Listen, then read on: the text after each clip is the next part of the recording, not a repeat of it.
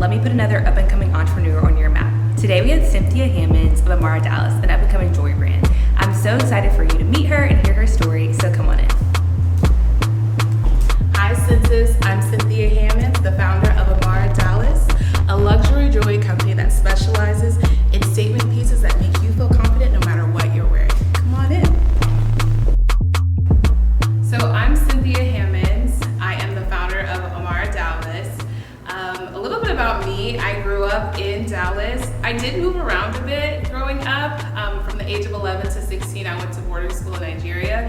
And then I came back, did high school here for a little bit, and then moved to New York for college. That's kind of where my love for fashion started. In college, it was the first time I didn't have to wear a uniform or a dress code, so it allowed me to kind of experiment with fashion, and I didn't have a whole lot of money, as most college kids don't, so I learned ways to put things together that were fashionable, but were still affordable. So Amara Dallas, the name, actually, my husband came up with it. So I told him about this idea that I had to start a jewelry brand, and we were going on a walk, and we were kind of going through names, and I knew I wanted to incorporate my Igbo Nigerian heritage into the name, but I just couldn't figure out what it was. So we were going through a list of girl names, actually, Igbo girl names, and we came on Amara, which means favor. And backstory on the word favor, my husband and I, we always say to each other, favor isn't fair. Whenever something good happens to us, we're like, favor isn't fair, like favor of God isn't fair. So that is really where the name came from, because I wanted people to feel like they're favored and just, embody that and feel confident. And then Dallas, obviously, because that's where I'm from. I love this city. This is where me and my husband met, and I love Dallas. So yeah, that's kind of where the name came from. So funny story about how it started. I got married last year, and planning my wedding was chaotic, to say the least. I had two weddings, a Nigerian wedding and like a traditional Western wedding. It was a lot of chaos, took up a lot of time. So by the time the wedding was done, I was very, very bored. I had all this free time, and so I was just thinking to myself, like, what could I possibly do? And I was shopping online, and I saw these earrings that I loved, and they were pretty pricey. They were like over $200, which, I mean, fair if it's, the highest of quality, but when I looked on it and it said it was gold-plated brass, but it couldn't tell me anything about what kind of plating, how thick the plating was. I just said, I feel like this is not worth what I'm paying for. So that's kind of where initially the start of thinking about doing earrings myself and looking for high-quality pieces that I could wear that were a little bit more affordable. So that's really where the idea started. Where I definitely want to go beyond just earrings. I want it to be like a lifestyle brand. So I'm really excited because currently I'm working on expanding to necklaces, rings, bracelets, and then even going beyond there, like sunglasses. I want it to, like I said, be a lifestyle brand, so not just earrings.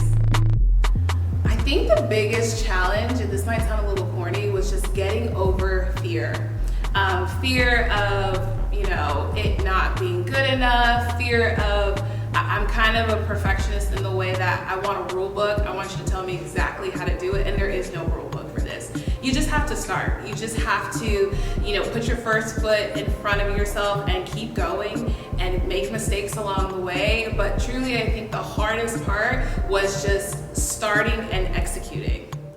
Okay, so when you start a jewelry brand, the first thing you need to do is download ChatGPT, because ChatGPT was my godsend. So I knew first you come up with the design, what kind of look you want, what vibe you want, and then you start reaching out to manufacturers. And I went through a lot of manufacturers. And you order, you tell them what you want, you order samples. Some of them have high or low MOQs. So, I didn't want to invest a ton of money into this. So I started off with manufacturers that had low MOQs or minimum order quantities. So you order from them, and for me, it was really important to have quality control and test out my pieces. So I got my pieces and I probably tested them out for a month or two I would soak them in water just to see with the color, because sometimes they'll tell you it's one thing and then it's not. So you gotta go through a couple of manufacturers and testing out different products before you land on the ones that you like and that you trust and that they meet your standard. And then once that happens, then you start to do your full order. And I would recommend, don't order too many things. You don't need to do that. Just order a couple, kind of see, do people like this? Is this what people are wanting? Do you like it? And then kind of go from there. I have a 9 to 5. I am a dentist, so I work full time as a dentist, and I do this on the side, and I love it. Honestly, it keeps me busy. I love my job as a dentist. I have a really nice group. I only work 4 days a week, so the rest of my time I dedicate it to doing this. I also shoot, shoot content, like fashion content. So yeah, this is just a fun hobby of mine, but I am so excited to watch it grow. The response that I've gotten has been great, and I'm excited to take it beyond, what I'm doing right now. Honestly, it was a bit of a challenge at first. I think once I set up where I work now as a dentist, we have a really great system. I have a partner that works with me in the office. So when I leave work, I leave work at work. So when I get home, I'm able to just kind of dedicate my evenings and weekends to doing this. But it's genuinely a fun thing for me to do. So this is what I do for fun. This is my hobby. So it's really not that challenging, to be honest. Honestly, the advice that I would give is to just start. Just execute it. It doesn't have to be perfect. The way that my website even looked, the first time around versus how it looks now is totally different. But I wasn't afraid to just put it out there, because a lot of times your first few customers will be your family and friends, and they're gonna give you grace. So they're just gonna be excited that you're doing something new. So let that be your encouragement and keep working on your craft. Go meet people, do networking events, do vendor shows, whatever it is to get your stuff out there, so that way you start to build that following, and it'll encourage you to keep going. But just start.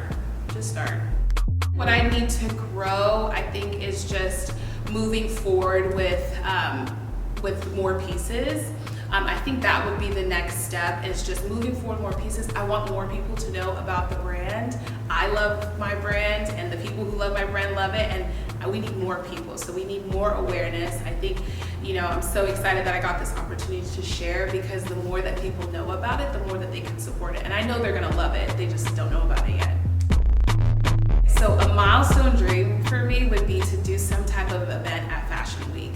Okay, so I'm saying this now, I'm putting this out there now, that hopefully in 5 years you're gonna see Amara Dallas at Fashion Week to some capacity.